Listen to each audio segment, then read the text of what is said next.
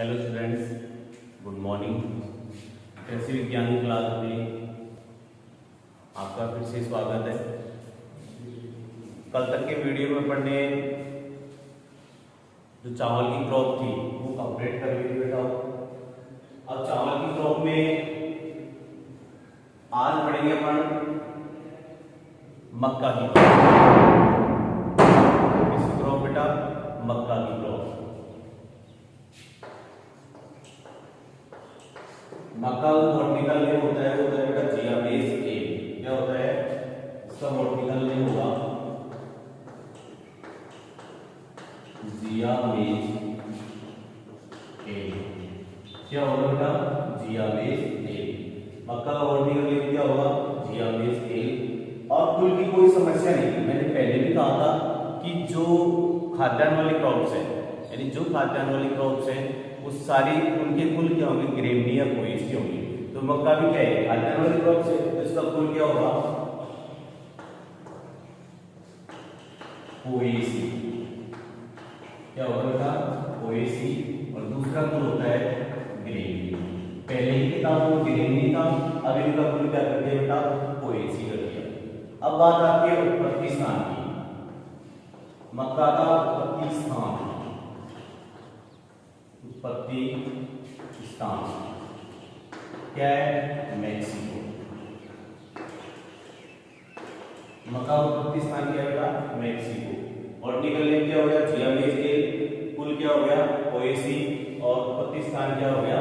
Mexico. उत्पत्ति स्थान क्या हो गया बेटा? मैक्सिको। अब लिखेंगे इसका मैप।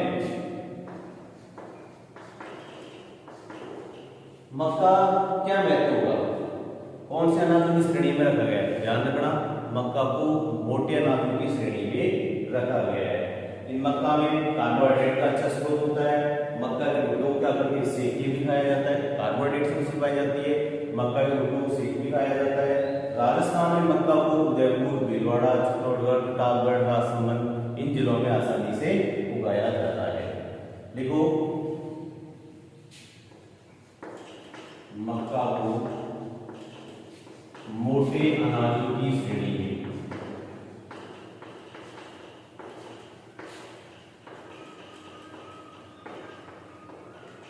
कौन सी श्रेणी में? मक्का को मोटे अनाजों की श्रेणी में रखा गया है।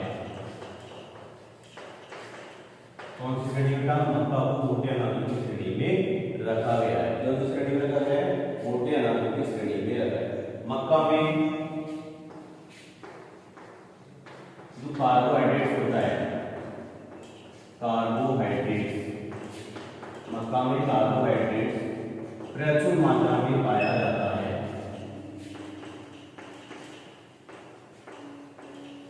मक्का में कार्बोहाइड्रेट होता है वो क्या होता है? प्रचुर मात्रा में पाया जाता है। ध्यान रखना, मक्का को कौन से अनाजों की श्रेणी में रखा गया है? मोटे अनाजों की श्रेणी में रखा गया है। और मक्का में सबसे ज्यादा क्या पाया जाता है? कार्बोहाइड्रेट्स पाया जाता है। मक्का का वर्टिकल नेम क्या हो गया? जियामेज ए। कुल क्या हो गया? पोएसी। और उत्पत्ति स्थान मैक्सिको। इसका जो उत्पत्ति स्थान है हर बार जेईई के एग्जाम में पूछा जाता है कि मक्का का उत्पत्ति स्थान क्या है। ध्यान रखना बेटा, मक्का का उत्पत्ति स्थान है मैक्सिको। मक्का का उत्पत्ति स्थान क्या है बेटा? मैक्सिको। हमेशा हर बार एग्जाम में पूछा जाता है मक्का का उत्पत्ति स्थान क्या है, तो मैक्सिको है। आगे लिखिए बेटा, प्रचुर मात्रा में पाया जाता है। मक्का के कच्चे भुट्टों को, मक्का के कच्चे भुट्टों को सेक कर खाया जाता है।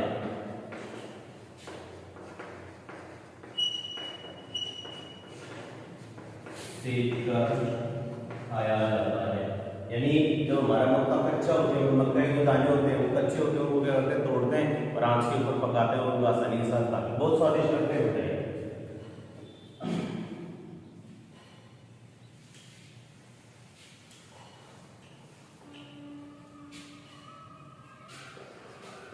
राजस्थान में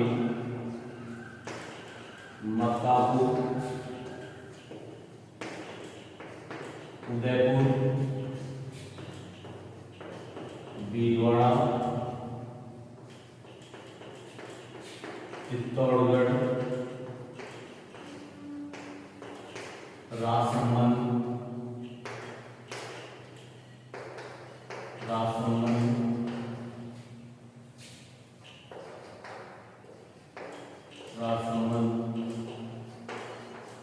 आदि जिलों में उगाया जाता है। आदि जिलों में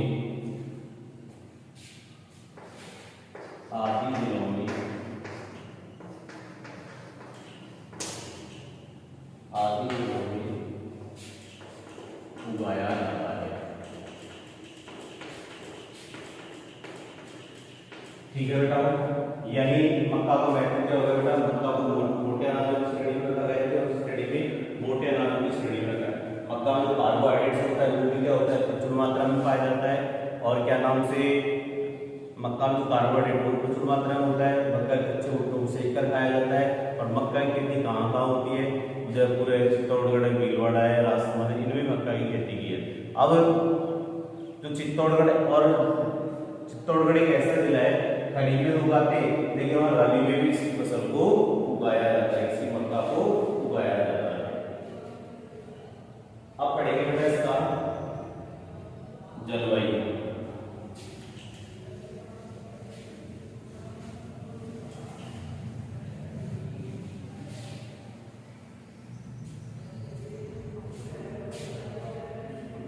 लिखो जलवायु।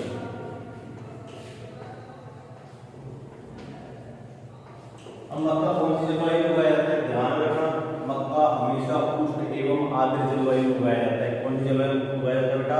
मक्का को उष्ण एवं आर्द्र जलवायु में उगाया जाता है। देखो बेटा, मक्का उष्ण एवं आर्द्र जलवायु की फसल है। मक्का उष्ण एवं आर्द्र जलवायु की फसल है।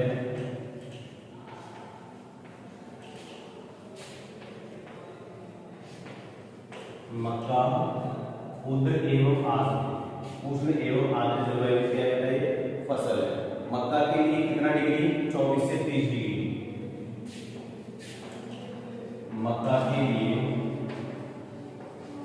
24 से 30 डिग्री सेल्सियस तापमान, 24 से 30 डिग्री सेल्सियस तापमान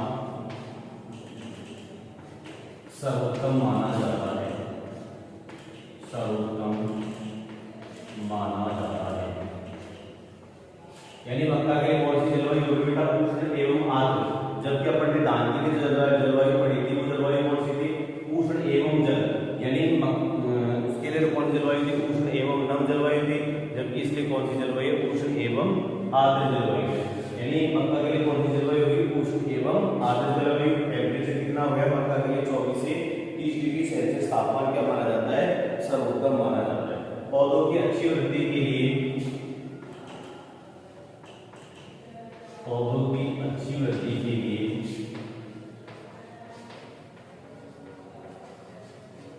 पौधों की अच्छी वृद्धि के लिए 60 से 70 कितनी? 60 से 70% आर्द्रता। कितने प्रतिशत आर्द्रता? 60 से 70% आर्द्रता आपेक्षिक आर्द्रता होनी चाहिए। 60 से 70% आपेक्षिक आर्द्रता होनी चाहिए। ये हो गई बेटा जलवायु। जलवायु कैसी होनी चाहिए? उष्ण आर्द्र होनी चाहिए। तापमान कितना होना चाहिए? 24 से 30 डिग्री सेल्सियस। तापमान क्या माना जाता है? इसलिए सर्वोत्तम माना जाता है। कितने डिग्री सेल्सियस बेटा? 24 से 30 डिग्री सेल्सियस तापमान सर्वोत्तम माना जाता है। और पौधों की अच्छी वृद्धि के लिए कितनी आर्द्रता चाहिए? 60 से 70 डिग्री 60 से 70% क्या होनी चाहिए? आपेक्षिक आर्द्रता होनी चाहिए। अब पढ़ेंगे 29 में।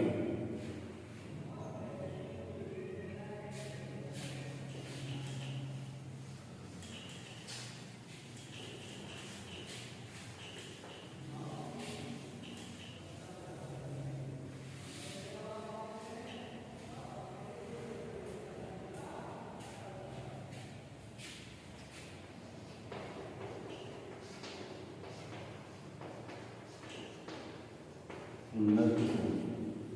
अब उन्नत किस्में कैसी चाहिए? पहले पढ़ेंगे संकुल किस्में।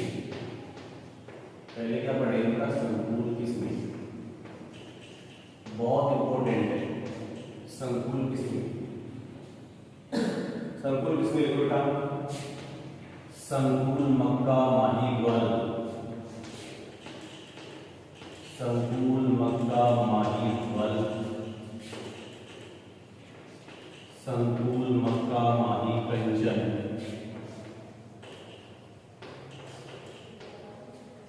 संकुल मक्का माही कंचन, संकुल माही मक्का माही ग्वल और संकुल नवजोत, संकुल नवजोत, संकुल किरण, ये सी वैरायटी होगी। संकुल मक्का माही ग्वल, संकुल मक्का माही कंचन, संकुल नवजोत, संकुल किरण, अरावली मक्का, प्रताप मक्का 5, अरावली मक्का,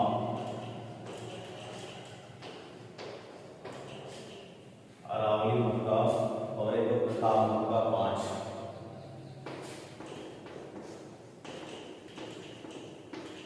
प्रताप मक्का 5 कौन कौन से किस्में होगी बेटा? संकुल मक्का माही ग्वल, संकुल मक्का माही कंचन, संकुल मक्का माही ग्वल, संकुल मक्का माही कंचन, संकुल नवजोत, संकुल किरण, अरावली मक्का और प्रताप मक्का 5। ये क्या होगी? इसकी उन्नत किस्में होगी। अब पढ़ेंगे संकुल के बाद में पढ़ेंगे बेटा अपन सीधी बढ़ने वाली है, शीघ्र बढ़ने वाली। कौन सी पढ़ेंगे? शीघ्र बढ़ने वाली,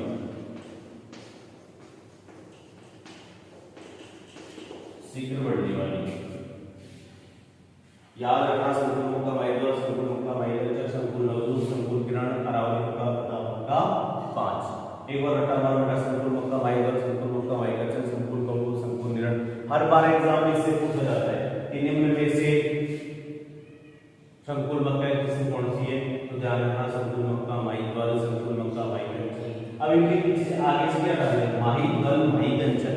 ऑप्शन में आपको कैसे देगा? माही ग्वल माही कंचन और दे देगा नवजोत, किरण और अरावली मक्का। यानी कौन सी वो है? संकुल है, संकर वैरायटी। आपके यानी संकुल मक्का को हटा देगा। अब देखो बेटा शीघ्र बढ़ने वाले, शीघ्र बढ़ने वाले उनको बायो 9637 कौन सी होगी बेटा? बायो 9637, बायो 9661, बायो 9621 और एक है प्रताप प्रताप PM5। ठीक है, यानी बायो 9637, बायो 9621, प्रताप PM5। ठीक है, उसको शीघ्र बढ़ने वाली किस्में। अब पढ़ेंगे मध्यम देरी से पकने वाली किस्में। मध्यम व देरी से पकने वाली किस्में।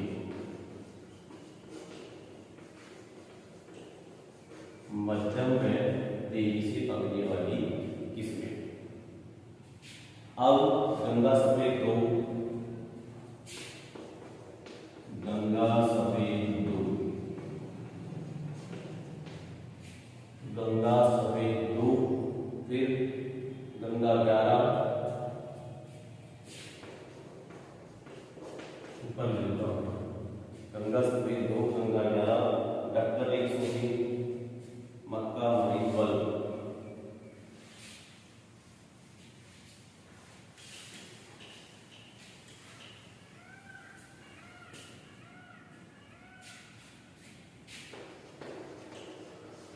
दक्कन 103, मक्का माही ग्वल, मक्का माही ग्वल। ठीक है बेटा, मध्यम और देरी से पकड़ने वाली गंगा सफेद, गंगा 11, डक्कन 103 और मक्का माही ग्वल, मक्का माही ग्वल। ध्यान रखना मध्यम और देरी से पकड़ने वाली किसमें? मध्यम और देरी से गंगा सफेद 2, गंगा 11, डक्कन 103 और मक्का माही ग्वल। अब पढ़ेंगे बेटा कंपोजिट वैरायटी। कौन सी पढ़ेंगे? कंपोजिट, कंपोजिट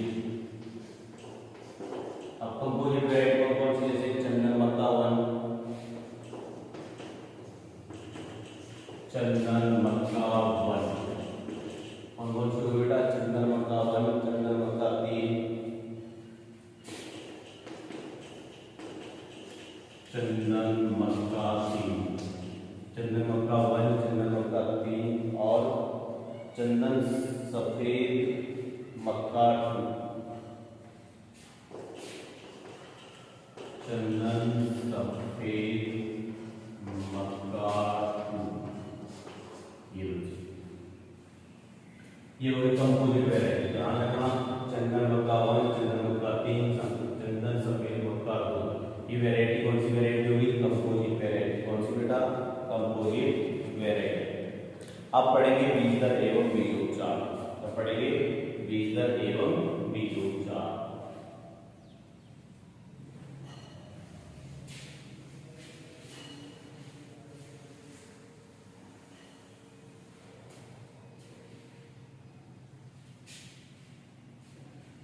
बहुत इंपॉर्टेंट है बीज दर एवं बीजोपचार।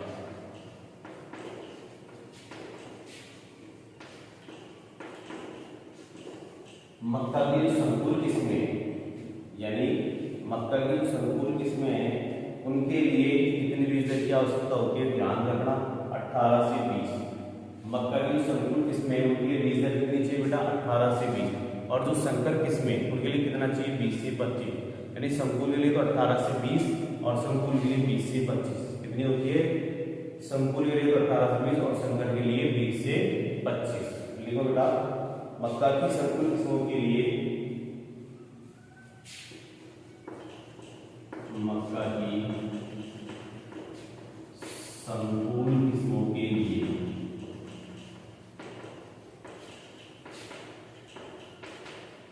मक्का की संकुल किस्मों के लिए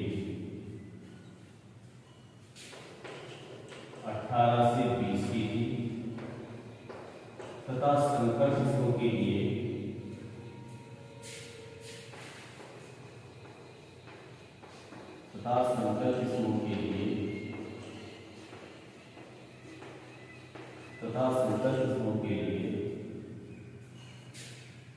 20 से 25 केजी तथा संकर किस्मों के लिए 20 से 25 केजी बीज प्रति हेक्टेयर पर्याप्त होता है। प्रति हेक्टेयर पर्याप्त होता है। मक्का की यदि संकुल किस्मों के लिए अपनाना है तो 18 से 20, यदि संकर किस्मों के लिए अपनाना है तो 20 से 25 केजी बीज प्रति हेक्टेयर क्या होता है? पर्याप्त होता है। क्या होता है बेटा? पर्याप्त होता है। यानी मक्का की संकुल किस्मों के लिए 18 से 20 तथा संकर किस्मों के लिए कितना बीज प्रति हेक्टेयर पर्याप्त होता है बेटा? 20 से 25 केजी बीज प्रति हेक्टेयर क्या होता है? पर्याप्त होता है। यानी मक्का की संकुल किस्मों के लिए कितना बीज चाहिए? 18 से 20 केजी तथा संकर किस्मों के लिए कितना चाहिए बेटा? 20 से 25 केजी बीज प्रति हेक्टेयर पर्याप्त होता है। अब लेकिन इसके बाद में बीज दर या बीजोपचार के बाद में मक्का की बीजों की बुआई करने से आगे लिखो बेटा, पढ़ लो।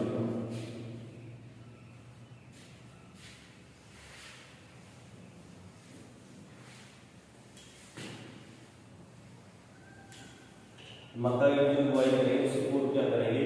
3 ग्राम लिखो इसमें मक्का के बीजों की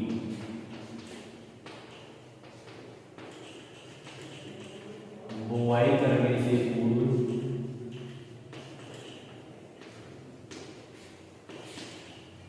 मक्का के बीजों की बुआई करने से पूर्व 2 से 3 ग्राम कैप्टान या थायरम,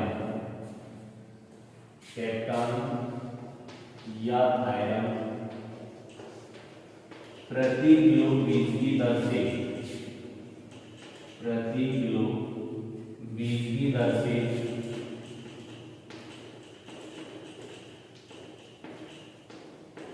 बीजों को उपचारित कर देना चाहिए। बीजों को उपचारित कर देना चाहिए।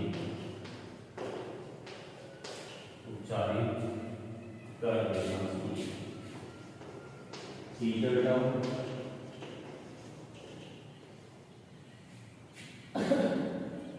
यानी बीज दर बीज उपचार यानी जो संकुल किस्में होती है उनके लिए बीज दर कितना चाहिए बेटा 20 से 25 केजी, सॉरी संकुल किस्मों के लिए 18 से 20 केजी तथा संकर किस्मों के लिए कितना 20 से 25 केजी बीज क्या होता है प्रति हेक्टेयर पर्याप्त होता है। जब मक्का की बीज की बुआई करेंगे उससे 2-3 यानी मक्का के बीजों की बुआई करने से पूर्व क्या करेंगे 2-3 ग्राम कैप्टान या थायरम प्रति किलो बीज की दर से क्या कर देते हैं बेटा बीजों को उपचारित कर देते हैं। ये हो गया बेटा बीज दर एवं बीजोपचार। अब पढ़ेंगे क्या नाम से इसका आगे बुआई का समय एवं विधि।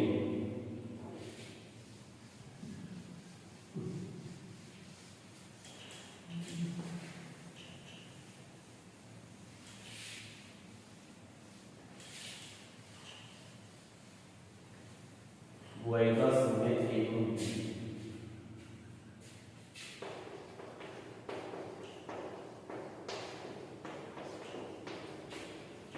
बुआई का समय एवं विधि।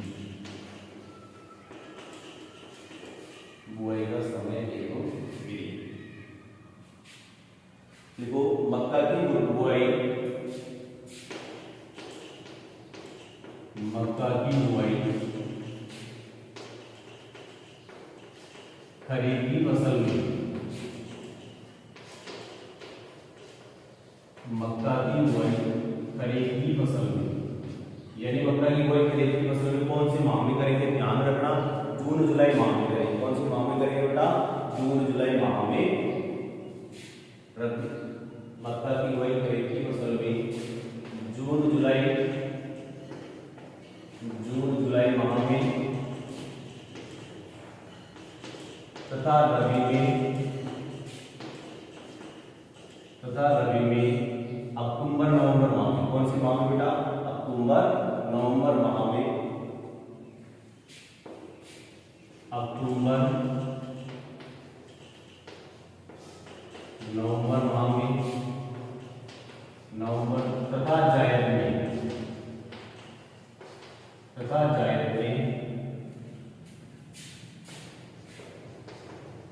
फरवरी मार्च में उगाया जाता है। फरवरी मार्च में उगाया जाता है। ठीक है बेटा। यानी मक्का की बुआई खरीफ में करेंगे तो जून जुलाई में करेंगे, रबी में करेंगे तो अक्टूबर नवंबर में करेंगे और क्या नाम जायद में करेंगे तो फरवरी मार्च के अंदर करेंगे। जायद में करेंगे तो करेंगे फरवरी मार्च के अंदर करेंगे। मक्का में कतार से कतार की दूरी,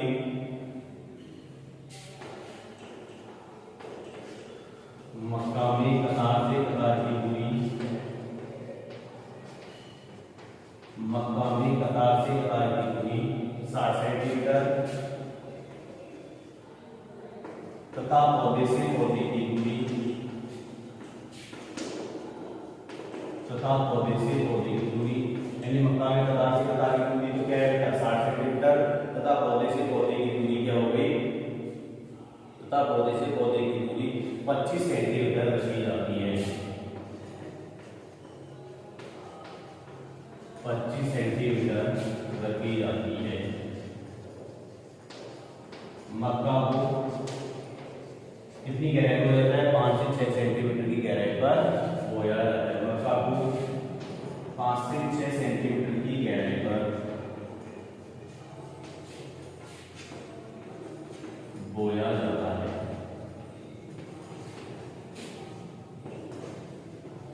ठीक है बेटा। यानी मक्का की बुआई खरीफ की फसल में करेंगे तो कौन से माह में करेंगे, खरीफ में करेंगे तो जून जुलाई में करेंगे, रबी में करेंगे तो सितंबर अक्टूबर नवंबर में करेंगे, जायद में करेंगे तो फरवरी मार्च में करा जाता है।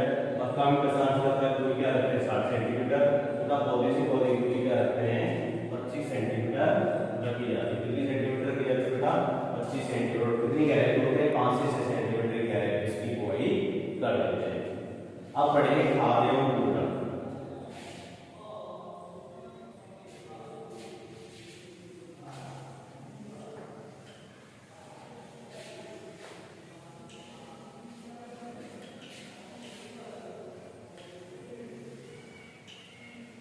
खाद एवं उर्वरक।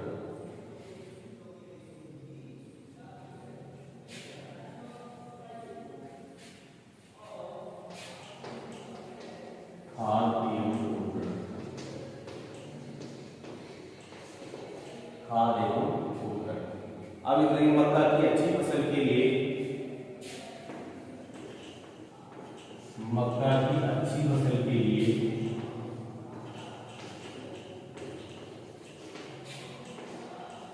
मक्का की अच्छी फसल के लिए 15 से 20 टन 15 से 20 टन सड़ी हुई गोबर की खाद। कितनी बेटा?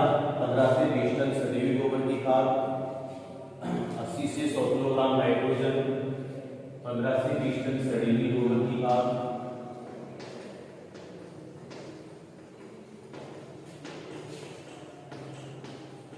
यानी मक्का में अच्छी फसल कितनी चाहिए बेटा? 15 से 20 टन तो सड़ी हुई गोबर की खाद चाहिए और 80 से 100 किलोग्राम 15 से 20 टन सड़ी हुई गोबर की खाद प्रति हेक्टेयर की दर से देनी चाहिए, प्रति हेक्टेयर की दर से देनी चाहिए।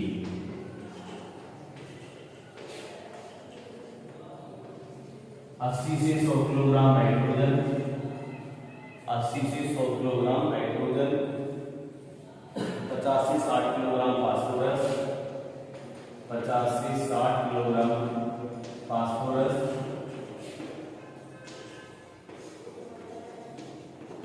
20 से 30 किलोग्राम पोटास प्रति हेक्टेयर की दर से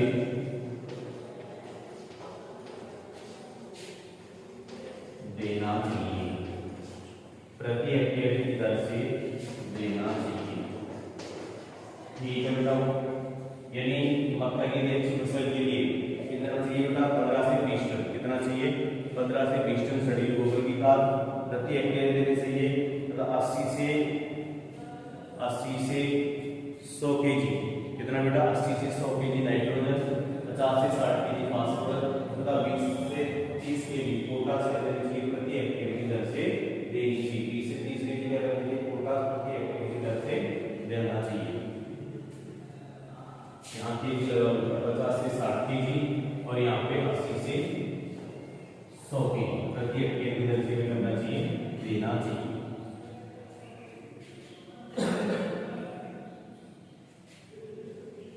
अब बात आती है इसके बाद में खाद के बाद में सिंचाई। क्या पढ़ेंगे? सिंचाई।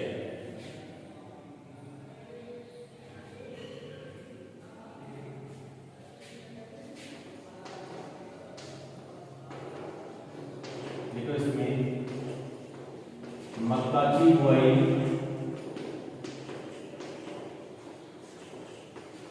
वर्षा ऋतु में की जाती है। मक्का की बुआई कौन सी ऋतु में की जाती है बेटा? वर्षा ऋतु में की जाती है। वर्षा न होने पर, वर्षा न होने पर क्या नाम है? वर्षा न होने पर फूल आते समय व नरमंजरी, फूल आते समय व नरमंजरी बनते समय, फूल आते समय व नरमंजरी बनते समय सिंचाई कर देनी चाहिए, सिंचाई कर देनी चाहिए। यानी वैसे तो अपन पहले भी करते हैं इसकी बुआई, लेकिन फिर भी मान लीजिए वर्षा न हो तो उसमें फूल आते समय और नरमंजरी बनते समय में क्या कर देनी चाहिए बेटा? सिंचाई कर देनी चाहिए। अब पढ़ेंगे निराई गुड़ाई। क्या पढ़ेंगे बेटा? निराई गुड़ाई।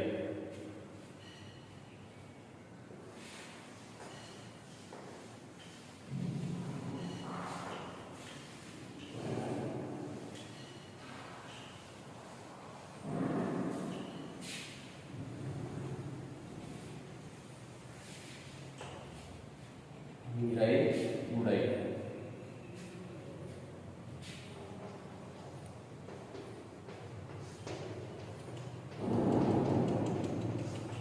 मक्का की फसल की बुआई करने के 20 से 25 दिन बाद,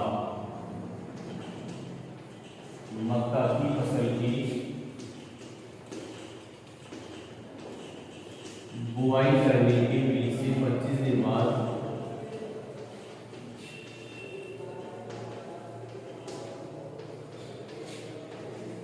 कितने दिन बाद बेटा? मक्का की बुआई करने के कितने दिन बाद? 20 से 25 दिन बाद। पहली निराई गुड़ाई करके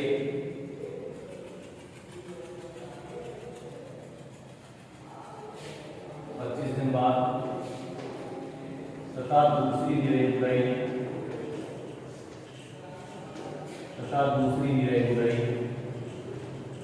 कितने दिन बाद बेटा? 40 से 45 दिन बाद। 40 से 45 दिन बाद कर देनी चाहिए। 40 से 45 दिन बाद कर देनी चाहिए। यानी मक्का की फसल की बुआई करने के लिए पहले तो करने के बाद, मक्का की फसल की बुआई करने के 20 से 25 दिन बाद, तब दूसरी निराई गुड़ाई कब करेंगे? 40 से 45 दिन बाद क्या कर देनी चाहिए? कर देनी चाहिए। रासायनिक खरपतवार नियंत्रण के लिए, रासायनिक खरपतवार नियंत्रण के लिए, रासायनिक खरपतवार नियंत्रण के लिए कौन सी? एट्राजिन।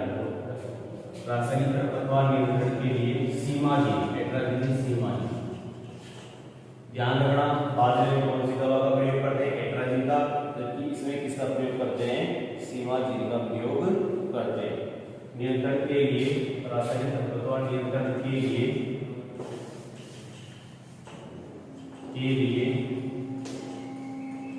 सीमाजीन 500 ml कितने लीटर पानी में? 600 लीटर पानी में घोलकर, 600 लीटर पानी में घोलकर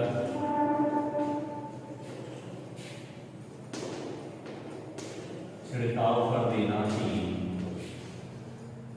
पानी में घोलकर प्रति हेक्टेयर की दर से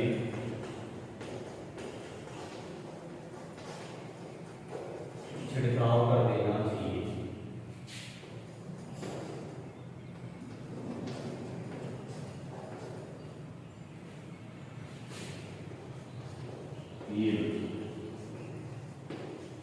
ये बेटा यानी मक्का की फसल में बुआई करने के कितने दिन बाद बेटा? 20 से 25 दिन बाद। बेटा उसके बाद 40 से 45 दिन बाद, कितने दिन बाद बेटा? 40 से 45 दिन बाद क्या कर देनी चाहिए? निराई गुड़ाई कर देनी चाहिए। रासायनिक खरपतवार नियंत्रण के लिए क्या बेटा? सीमाजीन कितने ml लेंगे? 500 ml।